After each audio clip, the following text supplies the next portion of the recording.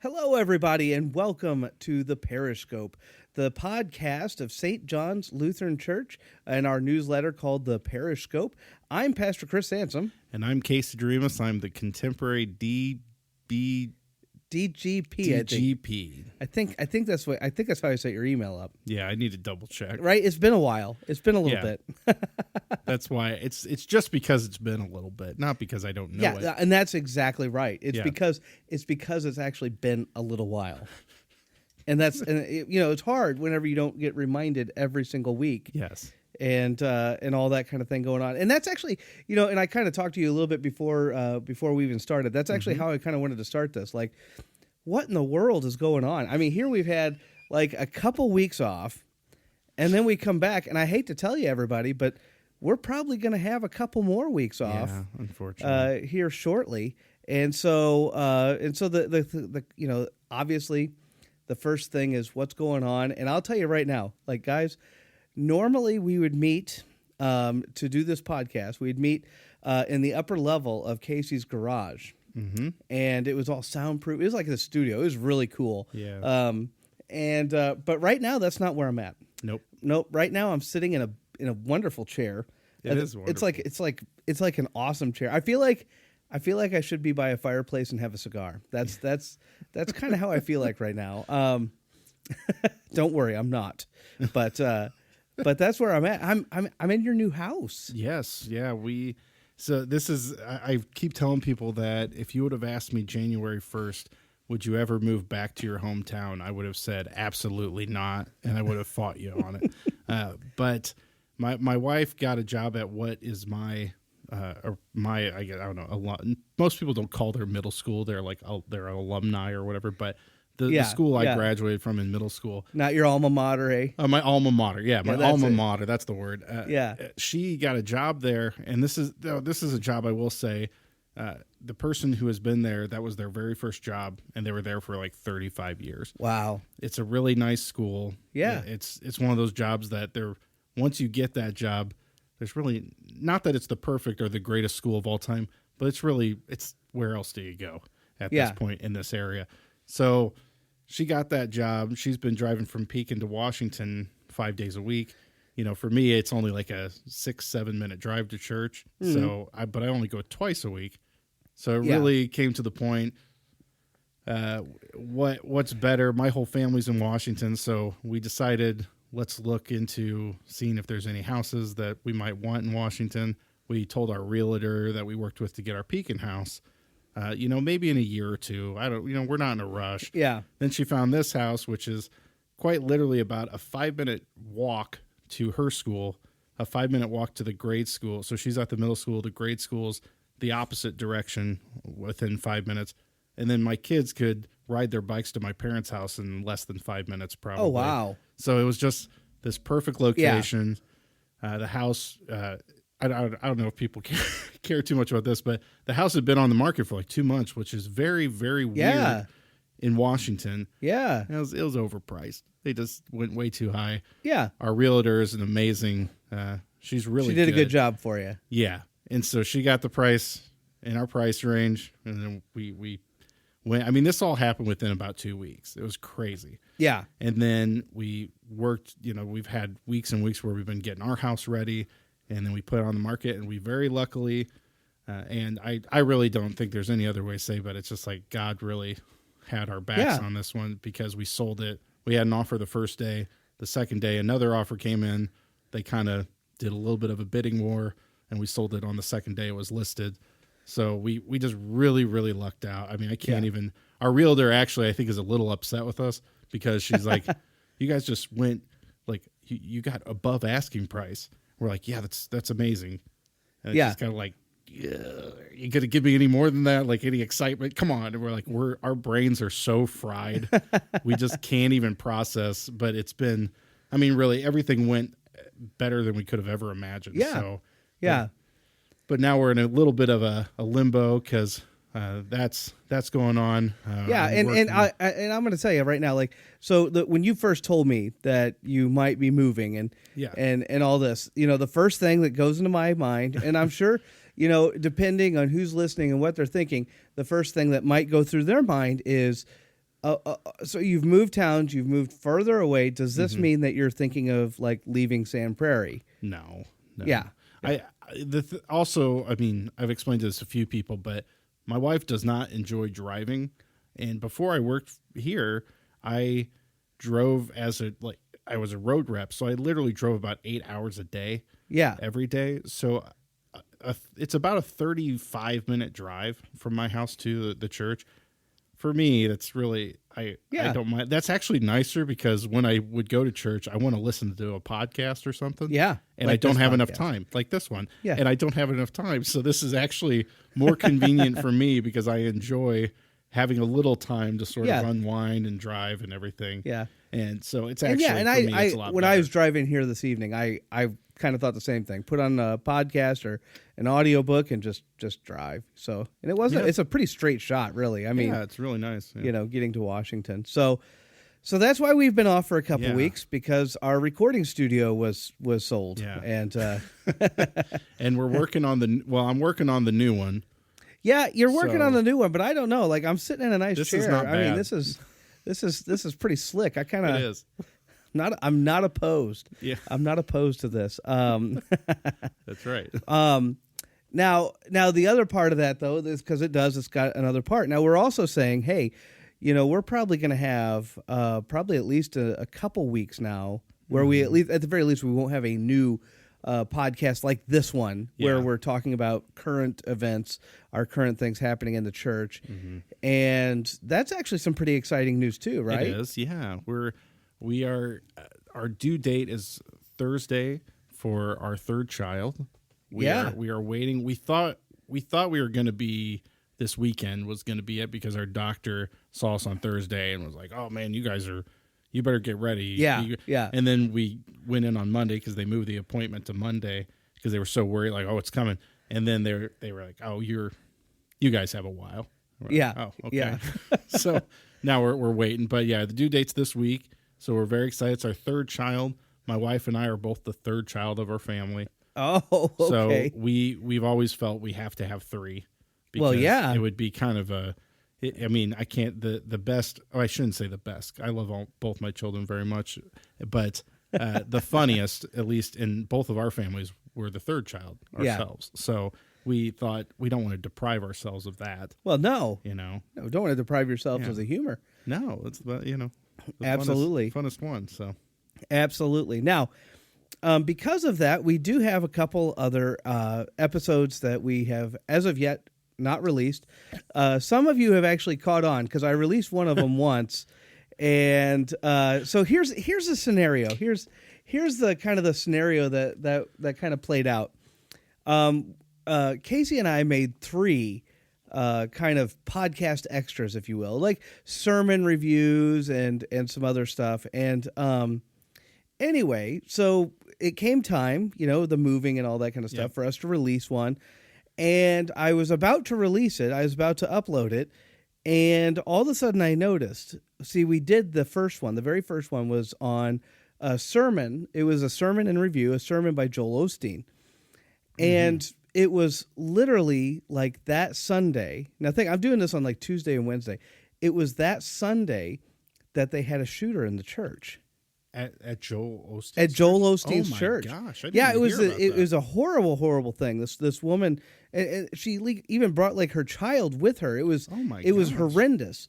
But anyway, the point being is I kind of made a decision that to release the Parishscope, the podcast extra, on a Joel Osteen sermon might be insensitive. I mean, obviously, I can disagree with Joel Osteen on theology every day of the week, but we never wish anything like that on anybody, And so anyway, I kind of made a decision that like I was going to hold off on it, but I think enough time has passed at this point that the next time I have to actually release one, I guess you will, I'll release the Joel Osteen one.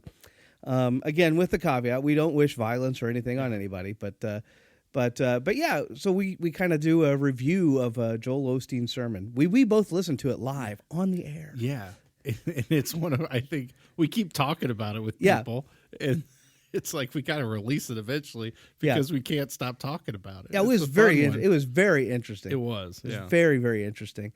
So basically what's happening is we got a lot going on, everybody.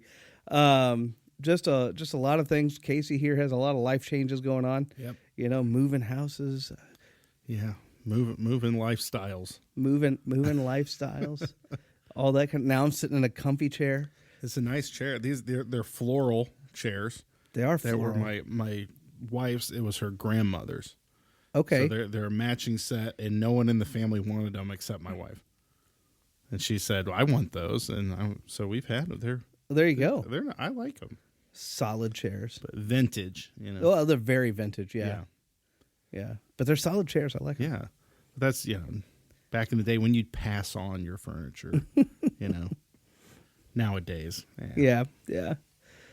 So that's kind of our update bit in terms of that's not church chatter. We'll get to church chatter in a little bit, but I just wanted to kind of give an update for those of you that may be wondering, like, hey, why aren't they coming out like they used to regularly and so on and so forth.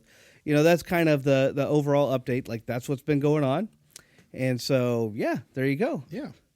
So with that, I think we should move on. Like, show is normal, right? I think so. Show is regular. So here's the thing. I did actually have a story for today. It's actually a pretty good one.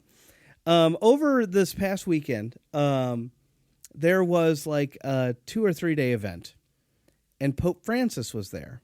It was a Catholic event. So Pope Francis was there, and he made headline news, or I guess I should say he made some news, because he said, I'm paraphrasing. I don't have it in front of me, but he said something to the effect of, "The ugliest sin of our day is on gender identity." This gender identity crisis. Mm-hmm. And I want to talk about that a little bit, but I actually wanted to talk about the outcry over it as well, because I find it kind of humorous. Mm-hmm. And the reason I find it humorous is because this Pope, in particular, has a real tendency to say things and people take it one way, and then later you go back and he kind of says, no, this is what I meant, or whatever, and like all of a sudden you find out he didn't quite mean it the way it sounded at the time, right? And he's kind of notorious for that, and I know we've talked about him in the past whenever he allowed, like, for instance, the blessing of people that were in same-sex marriages, but he also made it clear that, for instance, you weren't actually blessing the relationship. They couldn't do it in church. It wasn't a wedding, all these other things. Yeah. And the same thing is here, because basically what people are crying out about is, did you know that the Pope was Catholic? Did you know that he didn't agree with that? Did you know that he was Catholic? This is mind-blowing. I know. Absolutely mind-blowing that the Pope is actually Catholic. That's crazy. He upholds the viewpoints of Catholics? Yeah. Like the top Catholic? I don't know if they call him the top Catholic, but I mean he's up there. He's up there. I mean, he's pretty far, yeah. That's wow, that's amazing. That really blows my mind that he would agree with the Catholic Church on all their viewpoints. That's amazing. Yeah. Well, and it does kind of fascinate me, because like this is an actual topic, and the topic that Pope Francis is actually commenting on is kind of fascinating as well, especially because his predecessor, Pope Benedictine, and I forget what number he was. He was not the first one. He was whatever it was, Benedict the whatever. But he actually wrote or was it? It was either him or it might have been the guy before him. I could be off on this one. But he wrote like a masterwork on like human sexuality. Mm-hmm. And, I always think it's funny because like, here you got a pope that writes this big masterwork. He wrote it before he was a pope. Mm-hmm. This was part of his like major study and everything. And you always chuckle because like this guy wrote all this stuff, and it's like, it's pretty much the same stuff that most Lutherans believed forever. Yeah. Like it's in our dogmatics books. Yeah. Like I can go back and dig up our dogmatics books, and it's like, oh yeah, we agree. Like it took you this long. Hey, welcome. Yeah. But the book was summarized by another guy who kind of wrote it into popular language, I guess you'd will. And that guy's name is Christopher West. and it's a very readable book if you want to read about such things, about like theology in terms of human sexuality and all that kind of stuff. And it is really fascinating. But one of the things that this Pope was referring to was the fact that gender identity and this mass confusion of gender identity actually erases, it causes confusion in basically the way God created each of his creatures, and thus by default, like ruins, dare I say, kind of the image of Christ and his church. Mm-hmm. And so by distorting things using gender identity, you end up actually distorting, in essence, the gospel message as a whole. Mm-hmm. And so it's really fascinating when you kind of dig into that and all that. And that's what he's kind of saying. He's saying, look, this is an ugly sin, because if you buy into this, then basically you're buying into something that ultimately would actually go completely against Scripture. Not just like in the sense that like, oh, here's a verse here, but like the entirety of what Christ actually says in terms of Christ talking about his being the bridegroom and the church being the bride, and this idea of marriage. I mean, Ephesians 5, Paul talks about how marriage is supposed to be in Ephesians 5, but ultimately it always comes down to the same thing. Like, this is actually about Christ and his church, and like this is how we're supposed. So you get rid of gender identity, you get rid of the various roles that each of us as God's children have. Yeah. So yeah, it's well, he should be canceled, and he should be stripped of his. Yeah. He should be demoted. No, I'm just kidding. Demoted in the Catholic Church. He's too Catholic. Yeah. I know it's really funny that is so controversial. Yeah. That, I mean. And again, though, this is one of those areas, right? Like, like there's a lot of things that we disagree with in terms of the Catholic faith and Catholicism. Mm-hmm. But this is one of those areas where we're like, yes, the Catholics got this one right. Yeah.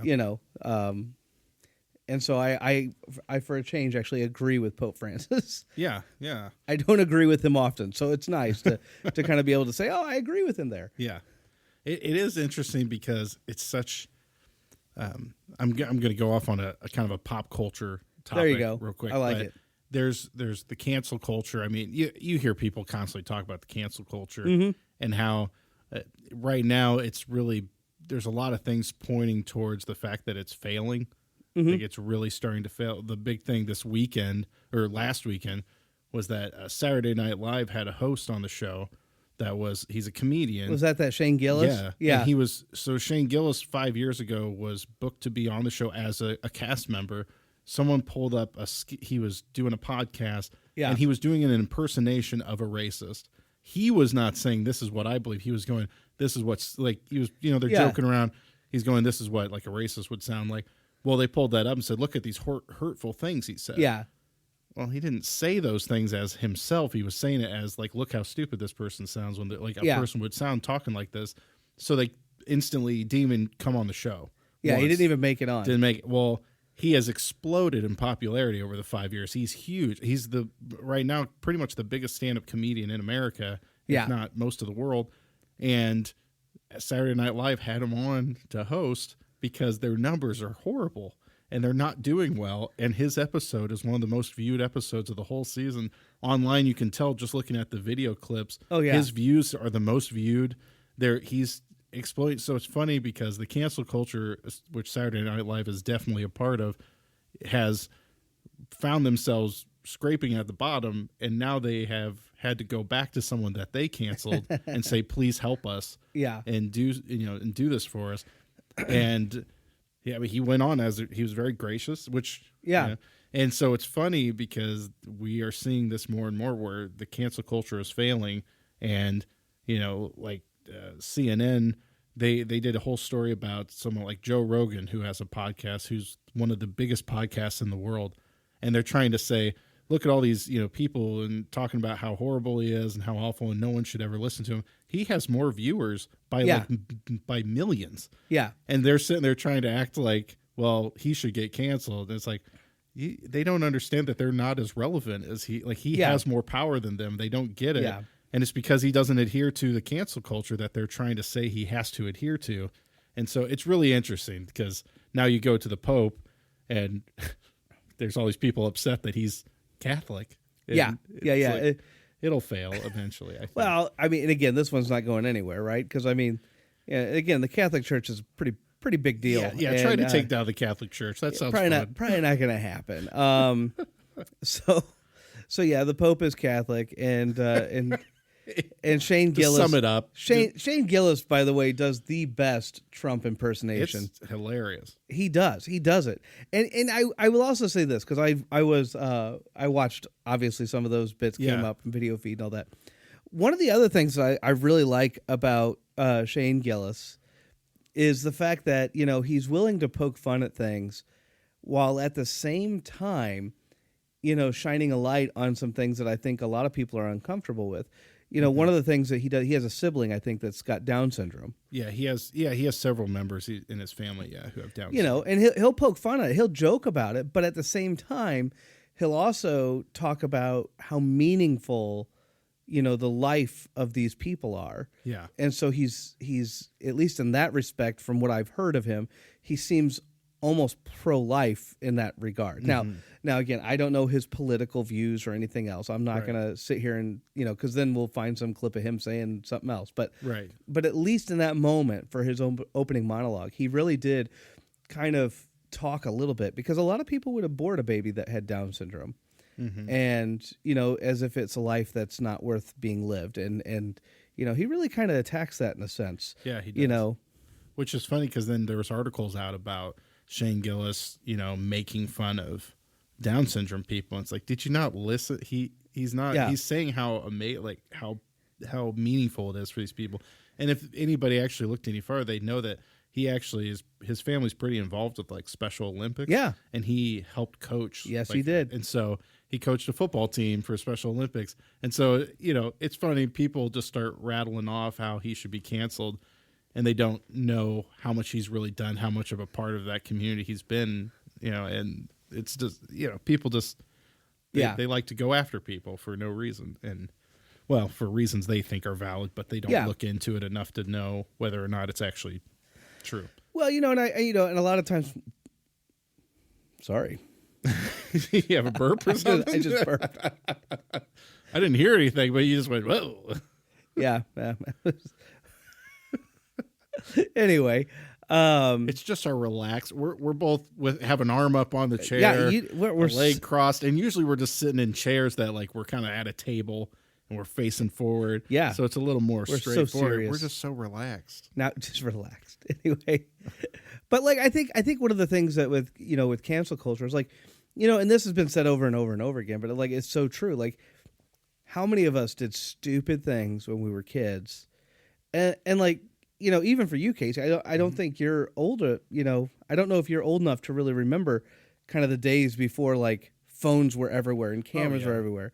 I hit right in that sweet spot where it was like probably 50% of the kids have cell phones and like 50% didn't. But so many of them did, and so many things came on camera. Like when I was a senior in high school, like flip phones were finally kind of around, but it wasn't like we all had phones. And by golly, like. Did you have a Razor? I never did. Oh, no. Well, No. Actually, to be honest with you, I didn't get my first cell phone I got when I was a senior in college. Yeah. And it was a track phone. Like it was when you had to pay money to put the minutes on or whatever. Yeah. And I wouldn't trust anything from that camera. Yeah. I got mine junior year of high school, and my brothers were ticked because their high school graduation present was a cell phone. Yeah. So they were really mad that I got one my junior year of high school. Yeah, but yeah, it actually only happened because my brother got his own phone, so my parents just gave me his old one. He was mad that they didn't just, But yeah, I kind of hit right in that sweet spot of I really knew, I kind of know both of like what it was like without it and what it's like with it. Luckily, I still feel a little bit like I should hang like a landline in my house with a cable. Yes, and make my kids call all their friends on it. In the middle of the room. Right? I would love that. That'd be, it's actually, I had a friend who he tried to do that because he wanted his kids to have something when they're at home alone, they could call him. Yeah. And it was actually it was very difficult to do. They won't like the phone companies don't even know how to do it anymore. Well, I do know that, but I mean, do they do Magic Jack anymore? I don't know. So that's what I used to like. So even when I first moved down here, so that was about 9 years ago, 9.5. I used to have a Magic Jack subscription. Now you basically hook it into your computer, and then it creates well, you can plug a phone cable into it. Yeah, and it will basically work with one phone. Very nice. So, and what I would do is I would buy those sets where you can get like 5 satellite phones, but all you got to do is hook up one phone. So. Yeah. That's awesome. So I'd have like a landline all around the house, but it wasn't a landline. It was actually an internet. It was a voice over IP. Yeah. But I would like to get one of those that's got a cable hanging. Yeah.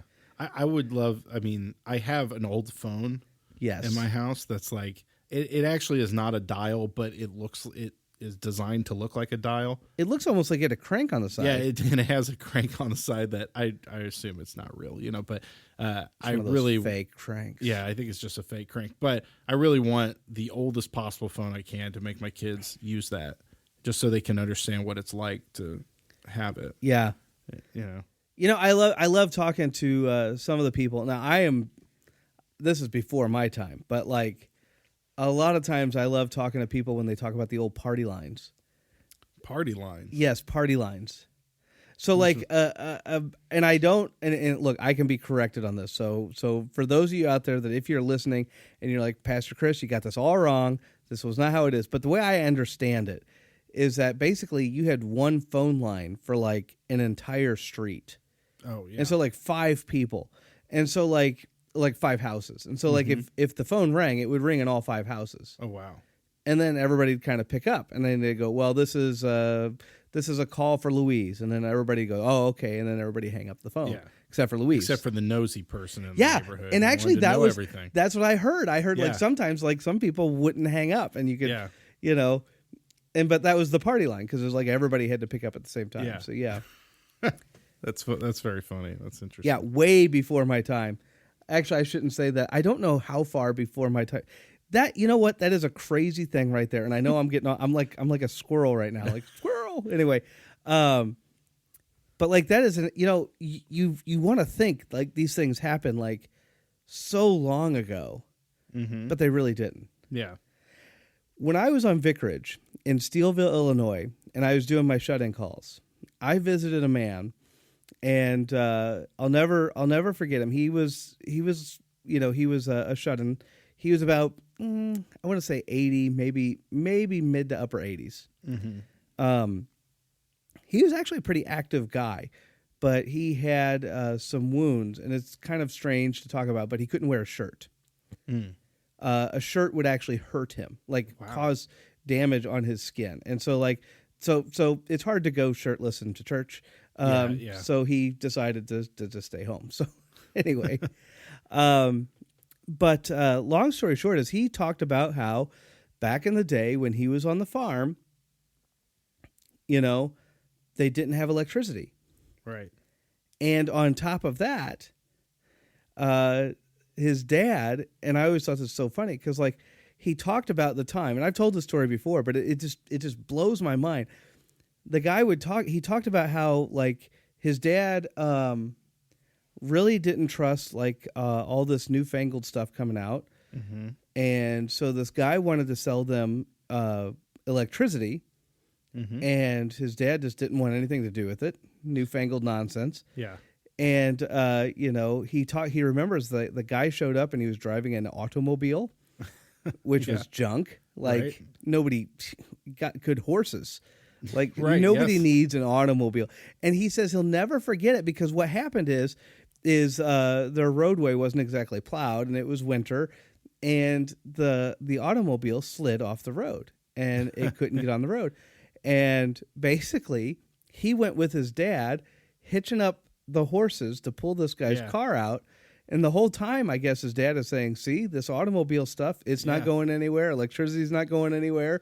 Let's just get this guy out of here, Yeah. And you're just thinking, like, that was not that long ago. I mean, yeah, okay, this guy was, older, of course, but, like, that wasn't that long ago. No. Like that's a few generations. Like, Yeah. it was in the lifespan. There's people that are, I mean, probably way up there in years, but like there's people that remember life without electricity. Like, like nobody had electricity back then. Like, that's just crazy to me. Yeah.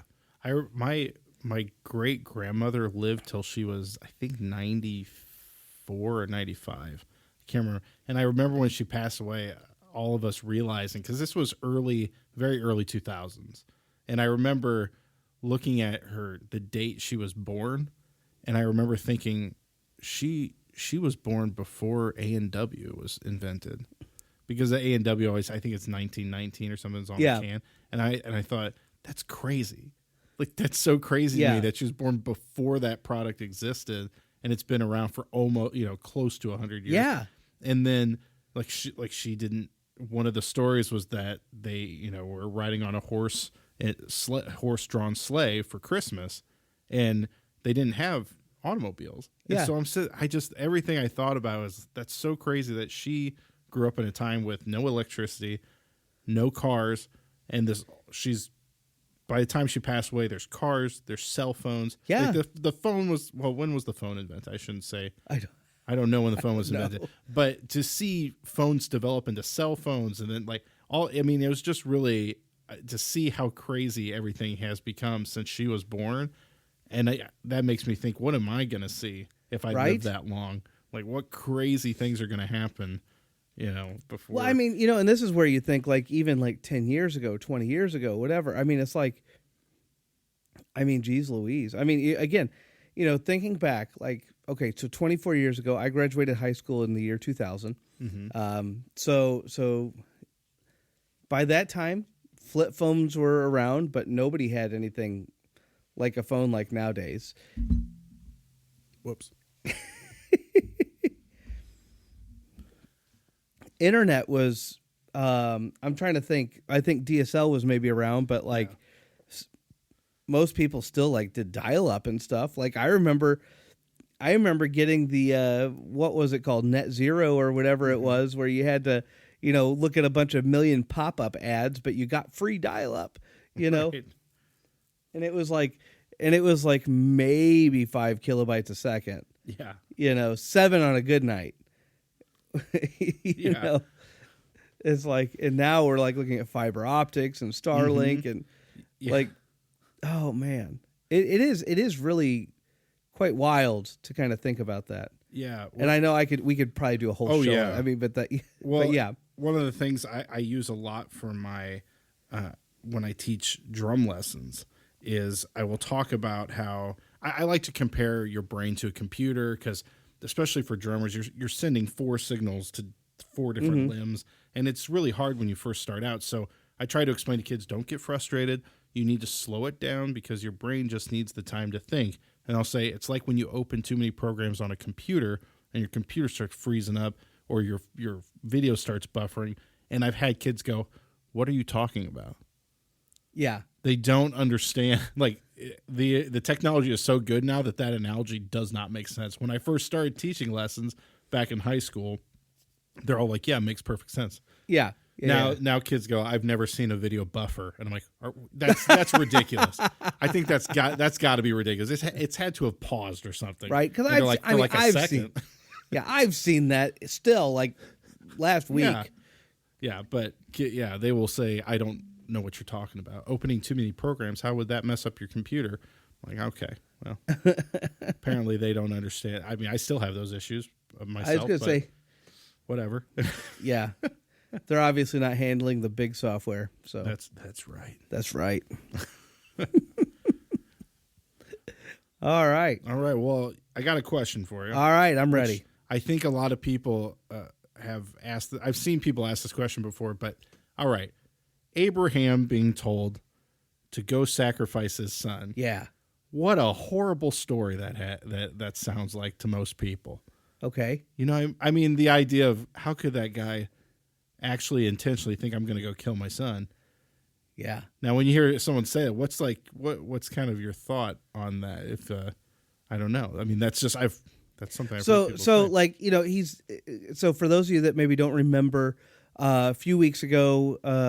That was the story. Yeah. From Genesis. That was the story. I think it's Genesis 22. I could be off on that one, but anyway, just off the cuff. But yeah, it was Abraham being called on by God to sacrifice his son Isaac. And I think it's important for a lot of reasons to put a lot of these stories into context, which is something we don't do. First of all, a lot of gods at that time, gods with a small g, right, like of other places, called on people to sacrifice their children. Yeah. And again, we don't necessarily talk about it, but it is true. Like this is what a lot of people do. In fact, I always say, like, you know, and as a Lutheran, I'm unabashedly pro-life. Yeah. That's just where I am. What? You're Lutheran? I know, you right? agree with Lutheran beliefs? Right? Okay, it's crazy. But one of the things that really strikes me is, like, you know, in the early years of the Christian church, where a lot of Greeks and Romans and stuff were, it wasn't uncommon for people to just get rid of their children. And I mean, like, as infants, and if it sounds horrendous, it was absolutely horrendous. I'm not saying like they did it constantly, but like it was, you know, it wasn't like here where you put it in a fire station and hopefully somebody takes care of it. Mm-hmm. It was like, oh, I don't want this baby, I'll go put it in a trash heap. Yeah. You know, it was sick. It was really sick, but that's what they would do. And one reason. And I forget where I was reading all about. I was reading all about this, and it was in a book that I was reading a while back. But one of the things that they brought in was the fact that this was actually, at least in some towns, how Christians became known, is because they would climb through the trash heaps to get babies. Wow.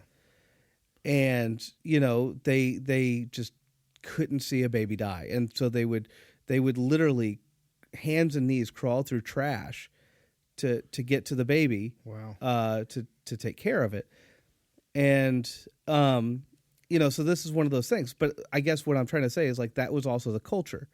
Yeah. Like, you know, now that was even later, but like even at the time of Abraham, a lot of these, you know, people would sacrifice, especially their firstborn, to the gods, you know, kind of like a, you know, thank you for opening the womb of my wife. Here you go. You know, I'm going to get rid of my firstborn. You know, this is wow. For you, Molech or whatever. Right. And you know, this was absolutely an abomination to God. But when Isaac hears this, you know, remember, Abraham has traveled all this way. You know, God called him. He's traveling to the promised land. He's had really quite a life. Mm-hmm. You know, and but yet no children. And God says, "Oh, you're going to have children. Don't worry. You know, your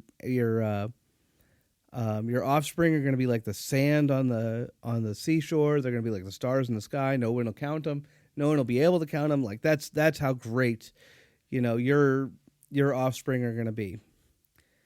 And then Abraham, he's getting super old. You know, his wife.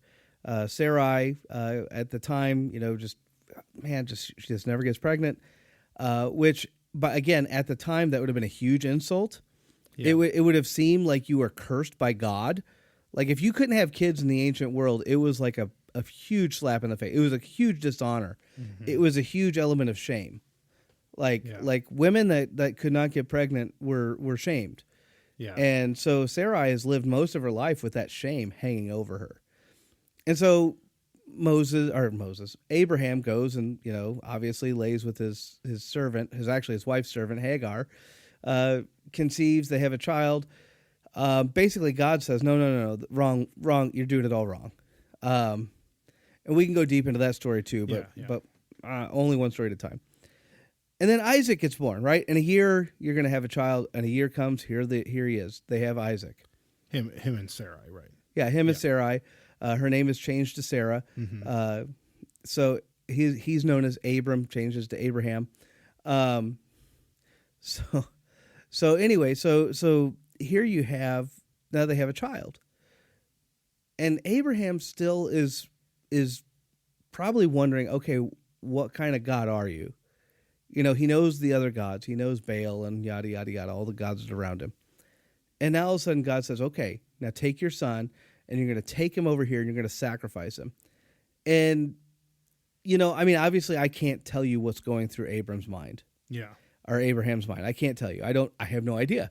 I have no idea what's running through. I mean, but surely he understood that the promise was going to be fulfilled through Isaac. God said so. And God said that his offspring were going to be like the sea sand, or the sand on the seashore, and the stars in the sky. So, I mean, obviously he was thinking, okay, something's got to happen. Yeah. Like, either he's going to kill his child and somehow the child's going to get raised from the dead, or something else wild and crazy is going to happen. But at the same time, he's also probably thinking, okay, well, this God, wants me to sacrifice children just like the other gods. Mm-hmm. So it wasn't a crazy thought to him, probably. Probably not that crazy. I mean, again, trying to work out exactly what God is doing probably would have been pretty insane, like trying to think about like what's going to happen here. Yeah. But that's always the thing with Abraham, right? He just says, okay, Lord, you want me to do it. This sounds crazy, but like, let's go. Mm-hmm. But then all of a sudden that's when you start seeing, especially if you're a good Christian, you start looking back, you start seeing all these crazy connections. Like, Abraham's going to travel for a few days, look up on the hill and go, okay, that's where I need to go. We now know that that's actually where the temple would stand. Mm-hmm. In years and years and years later, that's actually where the temple's going to stand. He's actually like the first one, like of like that, for the promised land anyway, to set foot in Jerusalem, which isn't even a city yet. Yeah. Like there's no city there. He's just traveling up there with Isaac to sacrifice his son. And then there's some other stuff too. Like even the name of the place. It's like, I think our translators say it's like he calls it where the Lord delivers. And it's not a pure literal translation, there's actually more to it than that.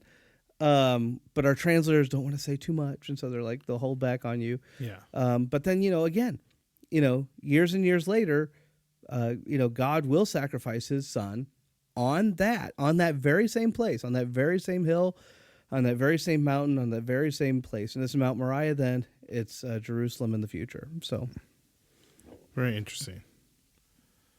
Oh, wow. That's okay. I don't know. I just find, because I think a lot of people do feel like, how could he possibly do that? How could he even consider doing that?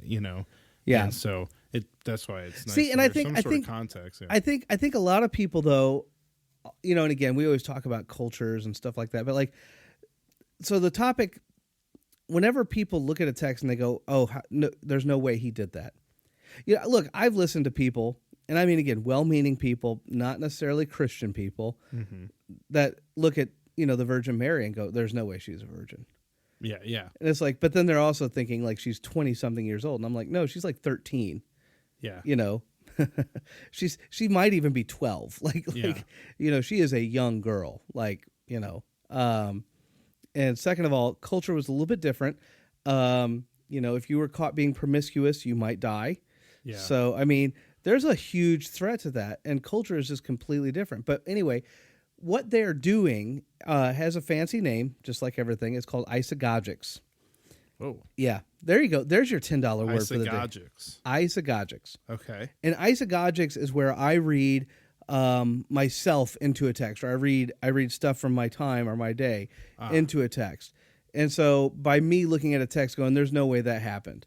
What I'm saying is, I can't see how that would happen in today's world. Therefore, how could that possibly be true? Right.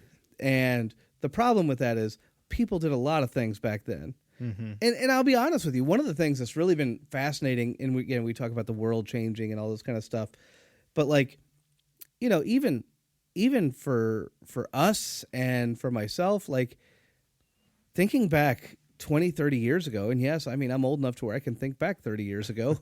I mean, I was 12, but I mean, still, like, I can't imagine the arguments that we are now having being done at that point in time. Mm-hmm.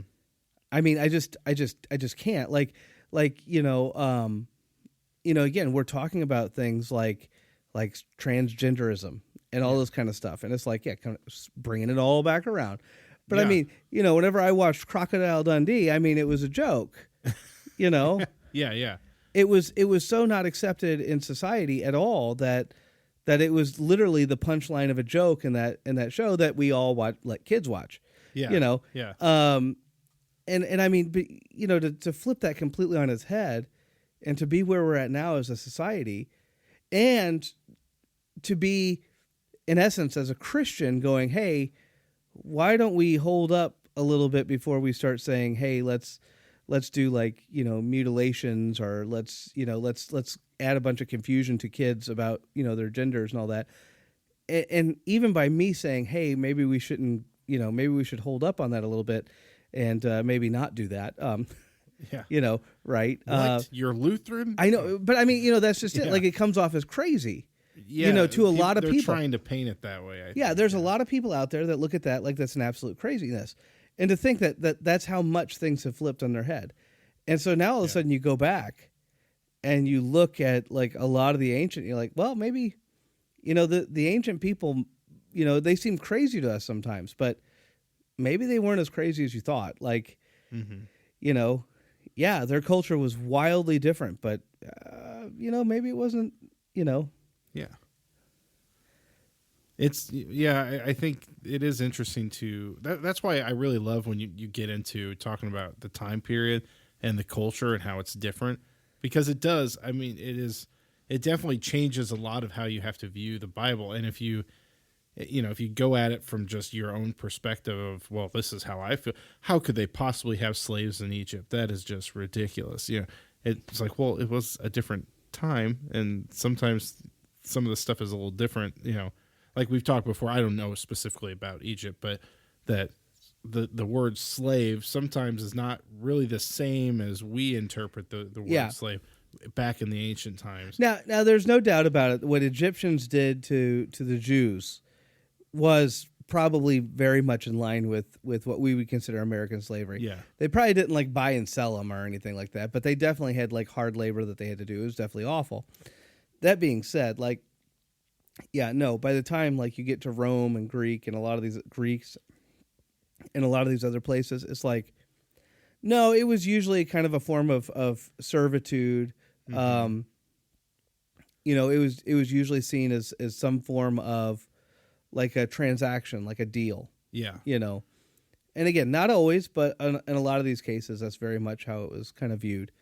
Which is, again, why the, you know, if you ever read through the Old Testament, you know, it's that element of slavery that they underwent with Egypt, and so God calls on them and says, "Hey, you don't ever be a slave to anybody again." And He's like, even, like, usury, like, that's, like, condemned all throughout the Bible. Yeah, and it's like, okay, well, what is He talking about? And, like, usury, like, narrowly defined, basically means even collecting interest, like. So if I have a loan and I collect interest off of it from you, like, that's a kind of a form of usury. Now bigger usury is more like I'm gouging you with interest. Yeah. You know, it would be so I wouldn't necessarily say the banks are, you know, necessarily performing usury, although there's a lot of people that claim that they are. Yeah. You know, and I mean, that's an argument for a different day, but, like, there's a lot of people that, but I would say that, like, I'm talking more like these companies that do, like, the fast paydays. You know, oh, do you need an extra payday? Quick, we're going to charge you 30% interest, but here you go. You know, it's like, you know, taking advantage of people that are in a tight position to basically pull in all kinds of money and get them into debt that's probably going to be sustained forever. Yeah. You know, they're not going to be able to get out of it. Yeah. So, we're in a crazy time, you know, and Yeah. I'm sure people will look back from years from now and think, man, they were crazy. You know? I'll probably get canceled for this podcast. You will, you know, yeah, it's just how it is, you know. I mean, they'll have me slotted to be on SNL. That's right. And they'll get canceled because they'll come back here and go, he's Lutheran. did you know he was Lutheran? Yeah. Well, we knew he was a pastor, but we thought he would at least be okay with transgender. Yeah, people come on. and be in total support of it. But what is going on with this country, you know? Yeah. Well, I mean, you know, the transgender stuff, and it is a big topic. I mean, nowadays, especially, you know, but again, you know, the what the Pope said is actually kind of something that I'm pretty much in agreement with. Like, you know, now don't get me wrong. I always have to, you know, anytime you say stuff like this, you got to add that caveat. Like, this is not saying it's okay to hurt somebody or beat somebody up. Mm-hmm. Like again, I feel like the people that really do suffer from this, and there are people that really suffer. I think right now it's becoming quite a bit of a fad, and whenever you have anything that's becoming a fad, a lot of people will jump on the bandwagon. They'll be influenced or something. But there are people that do suffer from gender dysphoria. Like they're completely, they're completely confused about a lot of these things. Mm-hmm. And I mean, the reality is that like these people ultimately, at least, again, in my opinion, they need some kind of help. Mm-hmm. And it does me and it does them no good for me to just say, okay, you're okay now. Like I changed my definition, so now you're just okay. Like, that's like me going up to somebody who's incredibly depressed going, well, I changed the definition of depression, so you're okay now. Yeah. Like, no, they're not okay. They still need help. Just because you're now okay with that, And I mean, again, the gender dysphoria stuff, like the people that suffer from this, like they are going through a lot of pain and they are going through a lot of suffering. Yeah. And they probably are picked on and made fun of, and it's probably atrocious and awful. Yeah. But they need our help and they need our kindness and our gentleness. Not just, we're not saying, oh, you're doing everything right. No. But again, this is how you deal with anything, right? Like, if somebody cuts their finger off, you don't say, hey, we now accept you as one less finger. Yeah. And then they're sitting there bleeding everywhere. Like, no. You go get them a bandage and you try to help them. Help them out, yeah. You do what you can, whatever that happens to be. Yeah. And, Well, and we're starting to see, because since this is, relatively new in certain, as far as a mass media thing, we're starting to already see people who, when they were children, their parents said, yeah, go ahead. We'll just, change your gender, do all these surgeries. And there's people now who are growing up who are in worse places because they can't go back. Yeah. And their parents just thought, well, this 8-year-old said they wanted to be a girl, so we'll just do it. And they're starting to see that there's a lot of people. I don't have numbers, but there's a lot of people who are starting to come out saying that I wish they hadn't have done this or not allowed me to do this. I wish I just wish I could reverse time and go back. Well, yeah, and that's just it. Like some of these things, like a lot of these things, are non-reversible. Yeah. It's wildly different if you let your little boy dress up in a little dress, as opposed to giving them actual puberty blockers. Yeah. And medication, and in some cases mutilation. And I understand. I'm sure not a lot of little kids are getting, in essence, in that case, mutilated. Yeah. I can't even put the word out there. Yeah. It disturbs me. It really does. It does. Yeah. But I'm sure there's not a ton of them that are hopefully, I pray that not a ton of them are doing this. But at the same time, it's like, isn't one too many? Yeah. It's just crazy. Of course, but we're Christians? What? I know, right? I can't believe it. Yeah. But again, all of this flows into the same thing in that, like, God designed us in certain ways and he created us to have genders. Now, that being said, there are some things that are just natural, and then there's some things that are just, kind of formed out of time and area and whatever. Yeah. Men by in general just tend to have sturdier frames. They tend to have bigger amounts of muscle mass. They tend to be able to lift heavier things and work harder. Now, are there exceptions to the rules? Absolutely. Sure. But we don't make any of these things based on exceptions. Women tend to be more nurturing, more caring. They just do. And, by and large, they tend to gravitate towards things that are more nurturing and more caring. There's a whole lot more, female teachers than there are male. Yeah. And that's because women tend to like to do those things where they nurture and care for children. Right. It's just a part of their very nature. And our brains are wired differently. Like they've done human scans of men and women. Our brains work actually quite a bit differently. Yeah.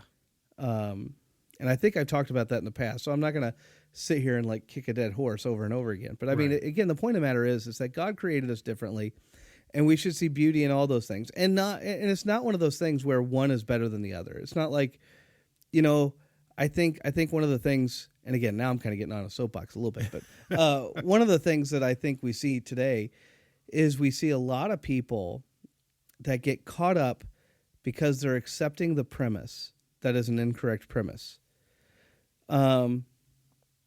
A guy's version of success is not the same as a woman's version of success. Yes, very true. Sometimes they can be in line, for sure, but a lot of times they're just different. Mm-hmm.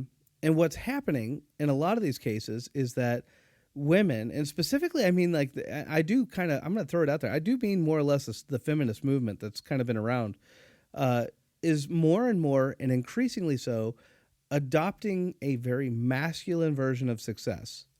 Yeah. And so what they're doing is they're kind of stomping on anybody that thinks differently than them. But then they're like, well, we want to be a CEO and we want to make all kinds of money. Yeah. And we want this and we want that. And it's like, well, when are you going to have time to have children and raise them up in the... And they're like, well, you're not, because you got to spend all this time. Well, because that's what men do, right? Men spend all this time doing this and doing that. And I'm not saying you got to be some big time boss or anything else, but like, it's who can make the more money and who can do this and who can, like, that's a very masculine form of success. Yeah.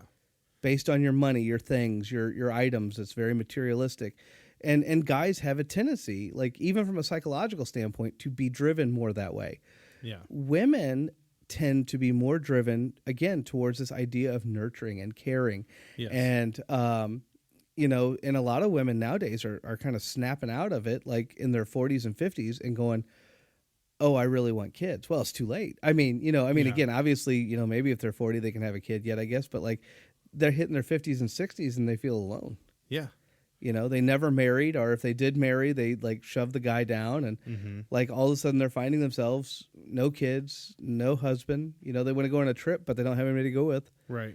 And they what's funny about that is, of course, how the young, every generation, I think, kind of has to reinvent the wheel a little bit and say, well, this we found this new thing, and it's been around forever. But there's a TikTok trend, and this has been a little bit, but I think the TikTok trend was called like hashtag soft girl life or something like that. Okay. And it's basically girls who are like, I don't want to have a 40-hour-a-week job. I just want to stay home. They're kind of like, I'm just going to stay home and like raise some kids and just like hang out and have a good time. And so now they're called like hashtag soft girl life. Oh, and it's geez. like, that's just a stay at home mom. That's all that is. But they have to reinvent it and call it a new thing. But it's funny because there's people like online now who are starting to realize they kind of like that role. Yeah. They kind of I kind of want to do that, Yeah. Even though they're being told they shouldn't be. And so it's interesting. Yeah. Yeah. It absolutely is. And I mean, and again, we can call it hashtag soft girl if you want, but the reality is like anybody that's ever tried to tackle that, like being an at-home parent, it is, it's tough work. It's all right. I like, because since I stay at home, Yes. and I have a couple part-time job things I do. And one guy I met, I did a maternity leave, and he was a PE teacher. And he said, yeah, I stayed home with my kids for 7 years. And I go, oh, you're a stay-at-home dad? He goes, no. I'm a trophy husband. and ever since, I'm like, I'm always going to use the term trophy. I'm never going to say stay-at-home dad. I'm always going to say, yeah, I'm a trophy husband. And I just think, but that's also a mindset of like, he's like, it's a great time. I love it. Yeah. No, I mean, again, I have a lot of respect for women that decide to raise their kids and stay at home, and fathers yeah, too. Geez, I was going to say them right here. Louise, right? Picking on Casey. Trophy husbands get no respect. No respect anymore. It's just ridiculous. Yeah. But I mean, it is hard work, though. I mean, like, it is. I mean, okay, so it might be different in one way as compared to another, but the reality is that it is challenging work, and it is full time, pretty much. Yeah. Well, you know what, my biggest challenge right now, not to go too far off topic, but my son's 4, and we're like, he's getting good at numbers, but we're like, well, we're probably going to get him going to preschool pretty soon, and we really need to start working on letters. So I'm thinking, okay, how do I teach letters? I'm terrible at English. That was my worst subject. So I'm sitting there, how am I going to teach a kid anything about English? Thinking, okay, so we'll start with A, for apples, right? Yeah. And I'm thinking, okay. And then the next word that came to my brain was awful. Apple, awful. And then I'm already like, this makes no sense. This English language, it makes no sense. It makes me so mad. So, now I'm trying to think. I don't know. I probably shouldn't say this, but there is a band, and their name. Listen, I am saying the name of a band. I'm not trying to say anything bad. Their name is the Bare Naked Ladies. Oh yeah, well yes, of course. Yes. Yeah, I realize that most people would know that, but there's probably one week anyway. But there's probably some out there that maybe don't remember them or never heard of them. They have a song. And I forget what in the world it's called, but it's like the awkward or the awkward alphabet or something like that. Oh, okay. I'll have to look this up. And so like they do A as an aisle. Oh, yeah. And it's just all these weird words. Yeah. With the letters and how they're done. I wish I could find it because someone wrote out an incredible, like, I don't know what you would even call it, but like a Facebook post that it was all talking about how, when I learned to read, it was really easy because when you would just, I would look at all the books that I read because it's spelled exactly the same. Yeah. And the whole thing, it was just that sort of thing where it was just showing you how ridiculous the language is. But anyway, it is hard though, being a stay-at-home parent at times. A trophy husband. A trophy husband. Yep, it is difficult, but... Well, and I mean, even for my own sake, like, there's times whenever I'm kind of acting as the single dad. And I mean, like, even though my kids are 12 and 14, now I'm in the age where I'm like running them here and running them there. Oh, yeah. And, you're chaperoning. Yeah. Not chaperoning. And my kids have taken on certain chores, but like, even with that, like sometimes I still find myself, I got to pick up after this. I got to do this. I got to do that, Got to clean the bathroom so often and yada, yada, yada. Mm-hmm. Like, there's a lot to do. Yeah.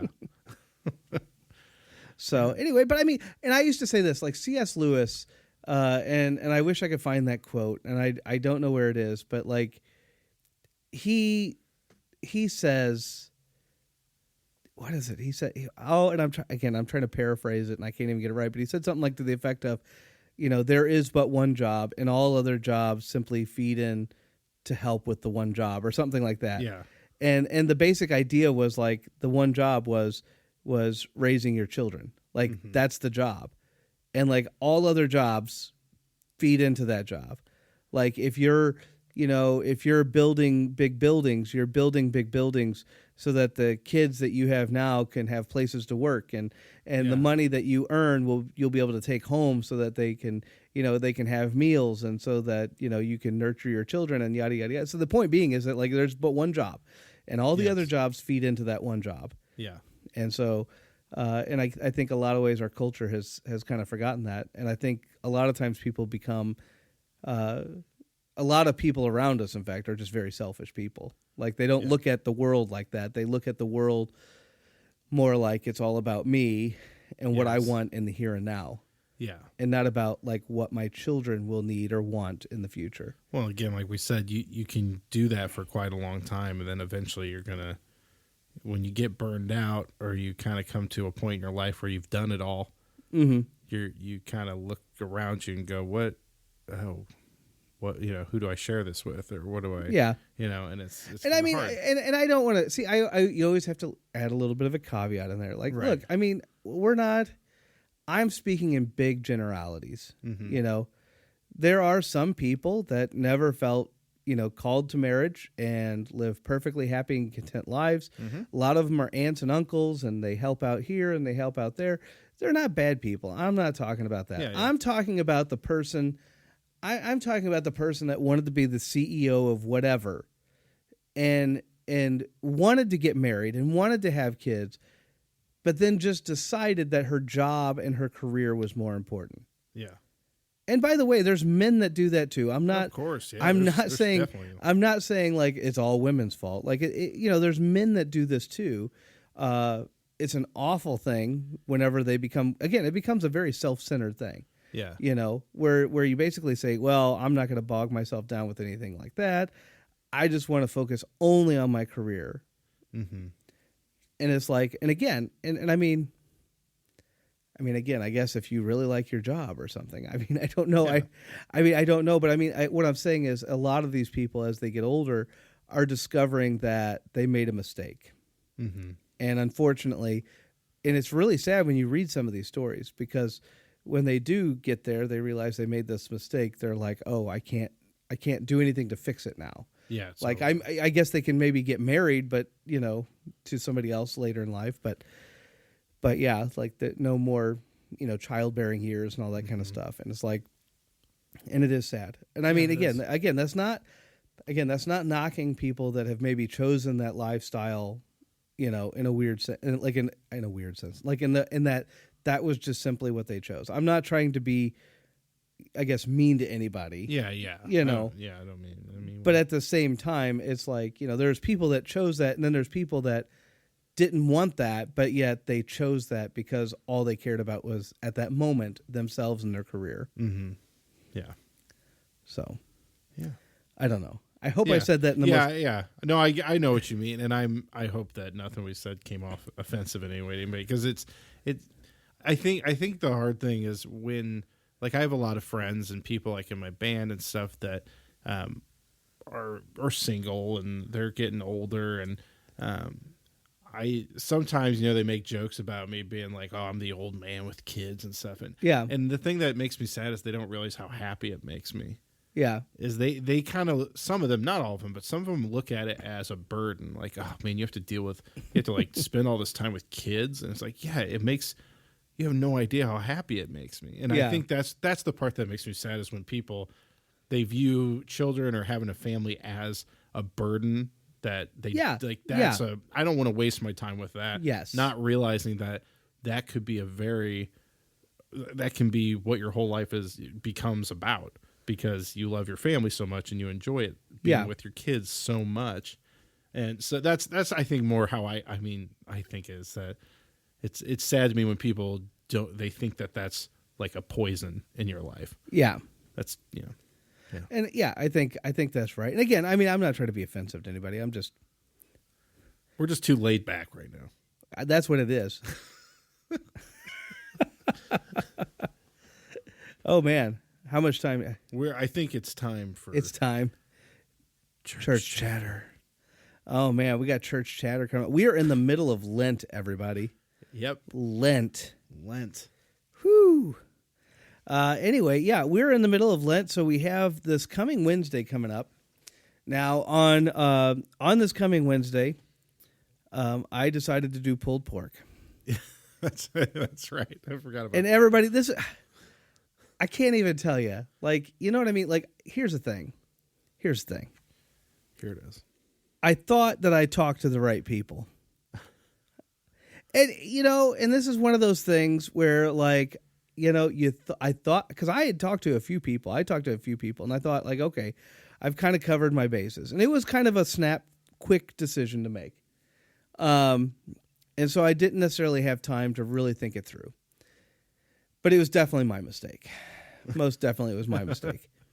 And so I announced, hey, I'm going to do pulled pork. And then I find out literally like probably a half an hour after I said that Parish Ed was doing pulled pork. Mm-hmm. And I was like, oh no. Like, how are we going to fix this? So then, of course, I called some people on the Parish Ed, and then I eventually talked to some people on Sunday morning. And it was all my fault. I was ready to do whatever it is I was going to make. I didn't care if I had to make tacos. Like I would have made anything else, because that was my mistake. That's not anybody else's mistake but mine. And instead what I got was, okay, we'll compete. We're gonna make this a competition." And Wait, I said, so that was on their end that they said that? "Well, they said, there'd be a good friendly competition." I said, "You know what?" I said, "Right on, let's do this." And and the other thing is also true. Like, I mean, look, if you're doing chili like week after week, you kind of get tired of chili. Oh yeah. But pulled pork is a little bit of a different beast. I could eat pulled pork every single day. I really could. It's for so a long delicious. while. Yeah. Oh yeah. I mean, I like pulled pork so much that I played for a friend's graduation party. Like, we did a little combo thing, and the guy's mom said she had so much pulled pork left over, she filled up a full like ice cream. Yeah. Like one of the big, like, the big Kroger one or something. Filled it up with pulled pork. She's like, "You sure you want this?" And I'm like, "I will eat all of this." Yeah. And I did. I like froze part of it, and every day I got home from school and I would make like a gigantic pulled pork sandwich, and I would eat it, and I ate the whole entire thing. I did not get sick of it. It's so good. Yeah. So we are having pulled pork on Wednesday, but don't get sick of it because we're gonna have pulled pork again the next Wednesday. I don't know how we're gonna do voting yet. We got to figure that out. Yeah. I don't feel like you can vote just by having one. You got to have both. Yeah. So it sounds like you guys have to come to worship twice, 2 Lenten services in a row. You got to go down and eat 2 pulled pork. That's right. And then we got to rate them. It sounds like it could easily be one of the greatest things to happen to this church in quite a while. It really could be. Yeah. Not saying there's not good things happening at the church, but I mean, when you start putting on a competition. list of things that are really great, it's list definitely of at the things. top. Absolutely. Yeah, well, that's exciting. Yeah, so super excited about that. But boy, Lent is going through pretty fast. I was gonna say it feels like it's almost over. I know. In fact, that actually brings up something that's really interesting. So, I think this coming Wednesday and Sunday, we will be celebrating something called Laetare. Sorry, I almost did. Laetare, okay. Yep, and it means like rejoice, our gladness. And I always talk about this every year, but I'll talk about it here too. Basically, the pyramids are going to go pink. Oh, right. This Sunday. Mm-hmm. Oh. Yeah. So, and what that means is that we are now closer to Easter than we are farther away, than we are, yeah. So, And this is just for the 1 week, right? Yeah, just the 1 week. It goes back to purple. Violet. Ugh, I know, right? Liturgical travesty. No, yeah, it's violet because violet actually has a little bit of black mixed in with it. Oh, okay. And that's actually the difference between purple and violet. Oh, gotcha. Or at least so says my liturgical books that I've read. Yes. And they never get anything wrong. So anyway, but yeah, so basically, violet is the color of penance or repentance. It's kind of a royal color. Yeah. It was rare back in the ancient days and yada, yada, yada. But it is kind of that color of penitence. Whenever you get closer to the end than you are to the beginning, you take out the quote-unquote penitential colors, which is black and blue. And when you take those colors out, you're left with rose or a pink color. So this all like makes sense on the color wheel as well. Yeah. That's interesting. Yeah, to a degree, yeah. So I always tell people it's like when you're having a work week and you're a Thursday, Yeah. It's not Friday yet. But it's still kind of like, hey, Like Wednesday's the middle of the week. We're past the middle. it's like that old commercial with the camel. Yeah. Hump day, Yeah. I wish we had something. I don't think we should probably walk into church going hump day, but it would be funny if we had something like that to kind of, what's it called again? Penitential. Yeah. Penitential. Wow, that's not as easy to roll off the tongue. Penitential day. Penitential day. Hello, everybody. This is Casey from the future. I'm so sorry. This is the first time we've had a technical difficulty to where I looked over at the end of the episode and our memory card was full partway through our church chatter segment. So I apologize. You can always go on our website or check the bulletin when you're at church Sunday or Wednesday and see what's going on. But that's all for us for this week. Thank you so much for tuning in, and have a wonderful week.